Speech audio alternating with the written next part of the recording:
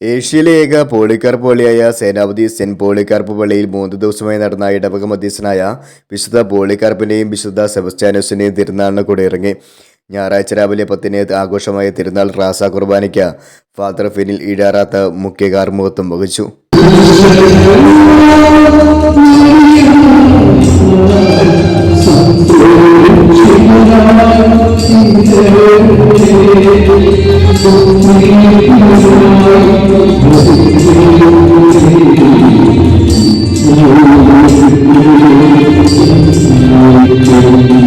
കുരിശടി ചുറ്റി നടന്ന പ്രദക്ഷിണത്തിൽ കുഞ്ഞുകുട്ടികൾ ഉൾപ്പെടെ നിരവധി പേർ പങ്കെടുത്തു.